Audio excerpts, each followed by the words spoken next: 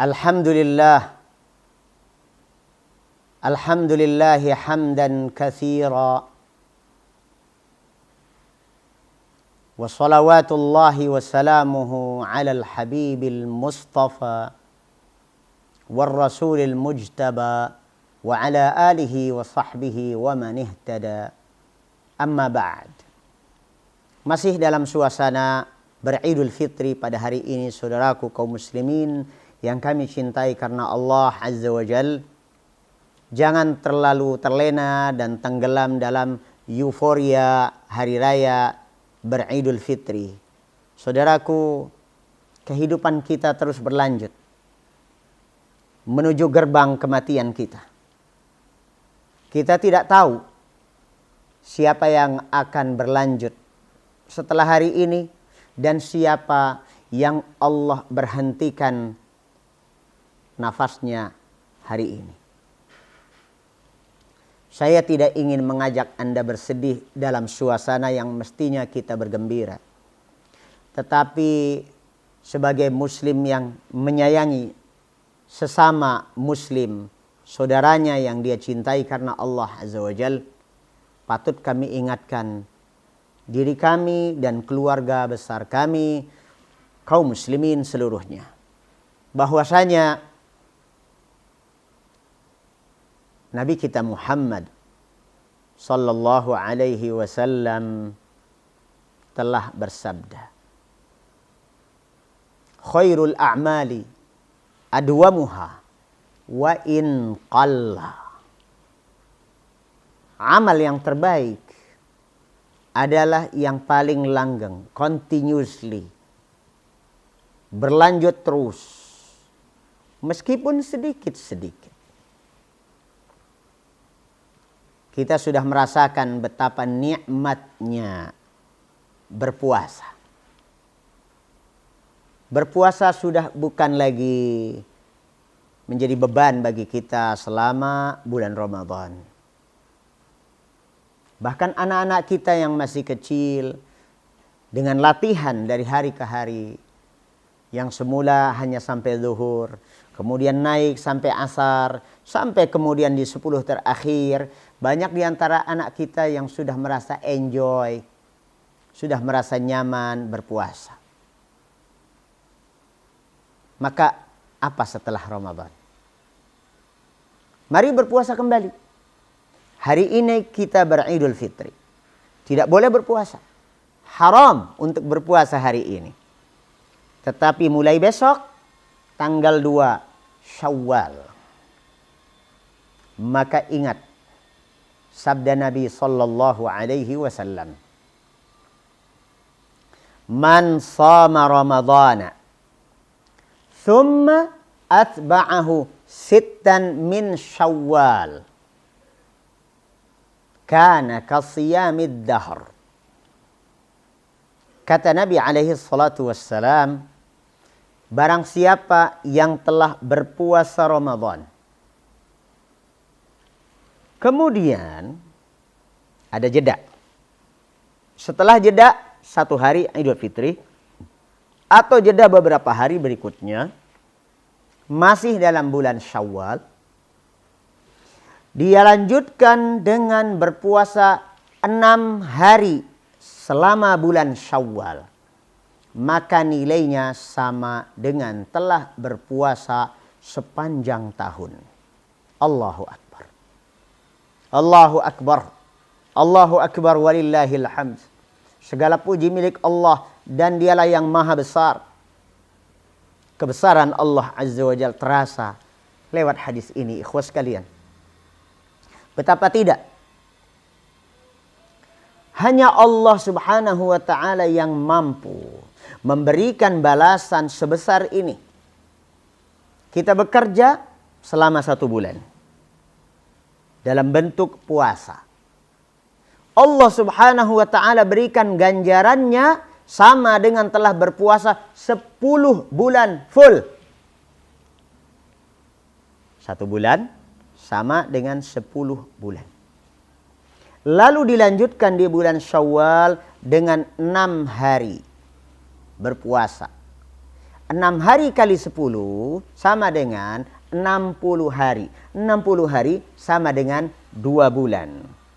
Jadi kalau 1 bulan Ramadan sama nilainya dengan 10 bulan, 60 hari 2 bulan, penuhlah sudah, berarti 1 tahun. Ini makna hadis Nabi Sallallahu Alaihi Wasallam. Barang siapa yang telah berpuasa Ramadan, lalu dia lanjutkan dengan berpuasa selama 6 hari di bulan Syawal, maka sama nilainya dengan telah beribadah berpuasa sepanjang tahun, 12 bulan. Namun ada hal yang perlu kita waspadai dengan pemahaman kita terhadap hadis ini. Poin pertama, janji Nabi Sallallahu Alaihi Wasallam berupa keistimewaan puasa Ramadan ditambah 6 hari di bulan Syawal ini dengan catatan man shoma Ramadan. Dia telah menyelesaikan puasa Ramadannya. Maka perhatian, waspada ibu-ibu yang kemarin di bulan Ramadan mungkin haid. Haid misalnya selama 6 hari, 7 hari. Berarti di bulan Syawal ini, setelah usai Idul Fitri hari ini, besok boleh mulai puasa lagi. Bayar dulu, qadha dulu sepanjang hari-hari haid tersebut. Fa'iddatum min ayyamin ukhar. Qadha dulu. Qadhanya sudah selesai, sebanyak hari yang ditinggalkan waktu Ramadan, baru kemudian dilanjutkan dengan puasa Syawal 6 hari. Poin kedua, dalam hadis tersebut tidak ada ketentuan yang mengikat bahwasanya puasa tersebut harus 6 hari berturut-turut. Bolehlah diselang-seling. Sekaligus untuk melatih diri kita bisa membiasakan dengan puasa Daud. Puasa Nabi Daud alaihissalam, berpuasa sehari, besok berbuka, kemudian puasa lagi, kemudian berbuka, tidak puasa, dan seterusnya. Kalau kita perhitungkan 6 kali dalam 12 hari, berarti kalau diselang-seling. Berarti kalau ibu-ibu yang punya qadha 6 hari, sisanya untuk melaksanakan puasa Syawal yang diselang-seling berarti butuh 12 hari. Sementara kita sudah beridul fitri 1 Syawal. Berikutnya 6 hari berarti sudah 7. Ditambah 12 berarti sudah 19. Ini bagus sekali. Sangat bagus. Tapi ada di antara kita mungkin dalam sepekan pertama kita tuh sibuk dengan silaturahim, dengan kunjung sana, kunjung sini, anjang sana, anjang sini. Nah, mungkin kita akan mengundur jadwal qadha bagi yang punya kewajiban qadha. Maka perhitungkan, jangan sampai keluar dari bulan Syawal. Kita perhitungkan. Barangkali sepekan pertama tidak sempat kita puasa. Oke, tidak masalah. Karena memang puasa qadha maupun puasa Syawal tidak harus langsung setelah Idul Fitri. Tapi harus diperhitungkan. Coba kalau kita selama 10 hari pertama Idul Fitri misalnya kita tidak ada puasa. Kita baru mulai pada hari ke-11 bulan Syawal. Sementara punya qadha 7 hari. Waktu kita tinggal 13 hari kalau bulan Syawalnya 30. 13 hari ini kalau kita bisanya cuma selang-seling, tidak bisa secara monoton selama 6 hari, maka ini beresiko. Risikonya apa? Barangkali di tengah-tengah bulan kita sakit, akhirnya kita tidak bisa berpuasa. Walhasil dari semua ini, dari kemungkinan yang ada, maka selama memungkinkan bersegera untuk berpuasa kembali, berpuasalah kembali. Jangan larut dengan euforia Idul Fitri dan Hari Raya, capek-capek harus ke tempat wisata dan sebagainya, pulang wirawiri ke sana kemari. Mari kita sederhanakan gerak kita di bulan Syawal, fokus kembali dengan berpuasa. Begitu pula dengan sholat malam. Kita sudah sangat terbiasa juga sholat malam. Janganlah ditinggalkan. Sesuatu yang sudah kita biasakan tentu sebenarnya berasa ringan. Tapi kalau sekarang kita tinggalkan, akhirnya selama 1 bulan kita tidak pernah tahajud, tidak pernah sholat malam, tidak pernah witir. Akhirnya apa yang terjadi? Ketika kita akan memulai kembali, rasanya berat sekali. Mari, minimal ibadah siangnya berpuasa dan malamnya tahajud, ini tidak ditinggalkan. Saudaraku, sebagaimana Allah Subhanahu wa taala menyediakan waktu-waktu yang mustajab untuk berdoa di bulan Ramadan, begitu pula di luar Ramadan. Sesungguhnya doa antara adzan dan iqamah tetap berlaku, itu waktu mustajab. Bersegeralah ke masjid begitu kita dengar suara adzan. Atau bahkan bila perlu sebelum adzan kita sudah perhatikan waktu. Oh, sebentar lagi adzan, segera ke masjid. Karena ada saat mustajab antara adzan dan iqamah. Berikutnya, waktu menjelang berbuka. Itu tidak hanya terbatas pada bulan Ramadan.